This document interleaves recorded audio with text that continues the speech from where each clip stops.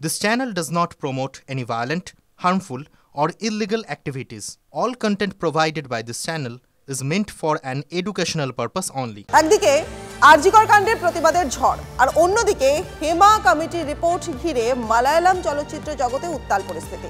ঠিক এমন অবস্থায় টলিউডে কাজের পরিবেশ ঠিক রাখার দাবি জানিয়ে চিঠি দিয়েছে women's forum for screen workers. Fair and bright night and day cream ত্বক থাকবে ব্রাইট সারাদিন, পলিউশন ফ্রি, ঠিক যেন রাতের ফোঁটা সাদা ফুল। সারাদিন হ্যাপি ব্রাইট স্কিন। বহু ক্ষেত্রে কোনো মহিলারা এগিয়ে এসে অভিযোগ করতে তারা ভয় পান। আরজিকরের যে ভয়াবহ অভিজ্ঞতা, সেই অভিজ্ঞতা যেন চোখে আঙুল দিয়ে দেখিয়ে দিচ্ছে যে 2024 সালে এসেও মহিলাদের অবস্থা ঠিক কোথায়। টলিউডের মহিলা কর্মীরা সম্প্রতি একজোট হয়ে প্রশ্ন তোলেন সিস্টেমের বিরুদ্ধে। তিলোত্তমার ধর্ষণ খুনের ঘটনায় তোলপাড় গোটা রাজ্য। সুবিচার চেয়ে সরব সমাজের বিভিন্ন স্তরের মানুষ। পথে নেমে প্রতিবাদে সামিল হয়েছেন রূপলী পর্দার শিল্পীরাও। এবার টলিউড ইন্ডাস্ট্রিতে যৌন হেনস্থা রুখতে এবং কাজের সুস্থ পরিবেশের দাবিতে সোচ্চার হল women's forum for screen workers. IMPA, artist forum, federation ও টেলি একাডেমির চেয়ারম্যানকে চিঠি দিয়েছে তারা। চিঠিতে আরজিকরের ঘটনার কথা উল্লেখ করা হয়েছে। প্রত্যেক দিনের বাংলা সিনেমা, ওয়েব প্ল্যাটফর্ম ও টেলিভিশন ইন্ডাস্ট্রিতে মহিলাদের নানাভাবে যৌন হেনস্থার শিকার হতে হয়। নিয়মিতভাবে নারী, শিশু এবং প্রান্তিক পরিচয়ের মানুষদের নির্যাতনের কথাও শোনা যায়।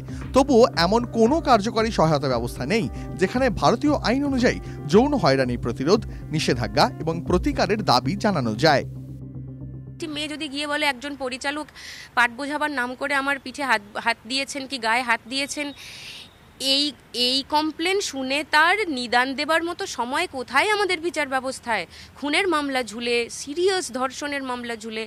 সেই কারণেই আমাদের মনে হলো যে একটা ছোট কিছু আমাদের মধ্যে কি কিছু বডি তৈরি করা যায়। এটা কোনো জেহাদ ঘোষণা নয়, এটা একটা সুস্থ পরিবেশ তৈরি করা যায় কিনা এই প্রশ্ন নিয়ে, জিজ্ঞাসা নিয়ে আমরা একটা চিঠি করেছি। এই ফোরামে এরকম কোনো ধরনের হ্যারাসমেন্টের অভিযোগ আসতে পারে এবং যখন আসবে তখন সম্পূর্ণ নিরপেক্ষভাবে পদক্ষেপ নেওয়া হবে এবং পদক্ষেপ নেওয়াটা কোনোভাবেই আটকানো যাবে না কিন্তু এবার আর।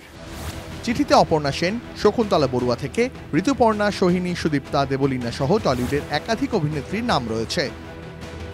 এমন একটা সিস্টেম যেখানে যার শ্লীলতাহানি করা হয়েছে বা করার চেষ্টা করা হয়েছে তাকে প্রমাণ করতে হয় যে আমার শ্লীলতাহানি চেষ্টা করা হয়েছে।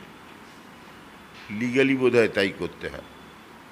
যিনি করেছেন তার প্রমাণ করার কোনো দায় নেই। এটার তো অবশ্যই আমি চাইবো একটা কিছু খুঁজে বের করা হোক।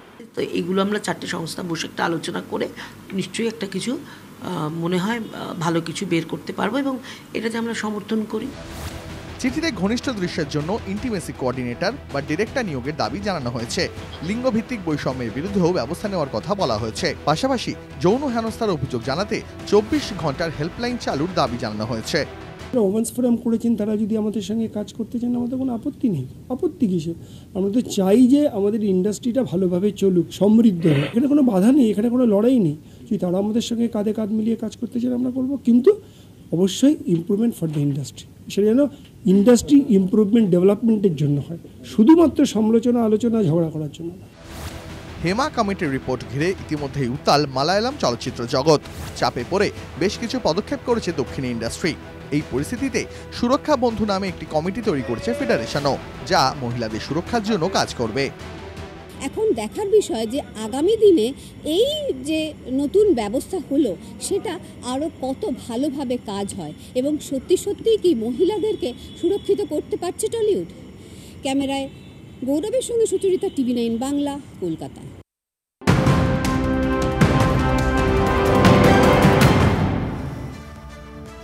মধ্যমগ্রামের 7 বছরের নাবালিকাকে যৌন হেনস্থার অভিযোগ। রোহান্ডা পঞ্চায়েতের রাজবাড়ি এলাকায় ছড়িয়েছে ব্যাপক চাঞ্চল্য।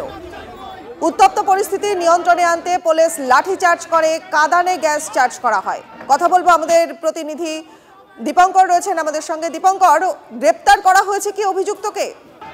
দেখো, শেষ খবর পাওয়া পর্যন্ত অভিযুক্ত গ্রেপ্তার হয়েছে। অভিযুক্ত মূলত 7 বছরের এক নাবালিকার সঙ্গে যৌন হেনস্থা করেছে এমনটা অভিযোগ, এবং স্থানীয় মানুষজন খুব অল্প সময়েই উত্তেজিত হয়ে যায়। কারণ 7 বছরের একদিকে নাবালিকা, অন্যদিকে ওই যে অভিযুক্ত তাকে স্থানীয় পঞ্চায়েত সদস্যের স্বামী সে আড়াল করার চেষ্টা করছিল, বিষয়টা সালিশি সভা করে মিটিয়ে নেওয়ার চেষ্টা করছিল। এই সমস্ত বিষয় দিয়ে এলাকার মানুষ উত্তেজিত হয়। প্রথমে অভিযুক্ত আত্মীয়দের দোকানপাট বাড়িঘর ভাঙচুর করে, পরবর্তীতে পঞ্চায়েত সদস্যের বাড়ি গিয়ে ভাঙচুর করে, এবং এই ঘটনার পর বিশাল পুলিশ বাহিনী ঘটনাস্থলে যায়। ঘটনাস্থলে গিয়ে পুলিশ অবস্থা নিয়ন্ত্রণে আনার চেষ্টা করে, কিন্তু বারবার ব্যর্থ হয়। মানুষের উত্তেজনা এত ছিল এবং তাদের মধ্যে বারবার উই ওয়ান্ট জাস্টিস এই স্লোগান উঠে আসছিল।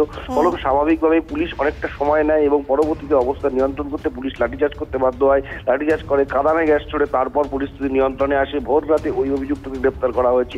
মধ্যম গ্রামের রোহন্ডা চণ্ডীগড় পঞ্চায়েতের রাজবাড়ি এলাকায় এই ঘটনা ঘটে, এবং রাত্রি 10টার পর থেকে এই উত্তেজনা শুরু হয়। মধ্যরাতে 12টা-1টা নাগাদ এরকম সময়কালে ভয়ঙ্কর অবস্থা তৈরি হয়, যখন স্থানীয় মানুষ যে সমস্ত অভিযুক্তর বাড়ি, আত্মীয়দের বাড়ি, এই সমস্ত জায়গা গিয়ে ভাঙচুর করতে থাকে, এবং তাদের দাবি ছিল উই ওয়ান্ট জাস্টিস। এই যে ঘটনা ঘটেছে, নাবালিকাকে যৌন হেনস্থা করেছে, তার বিরুদ্ধে তাদের প্রতিবাদ এবং একই সঙ্গে এই আক্রমণাত্মক একটা আন্দোলন।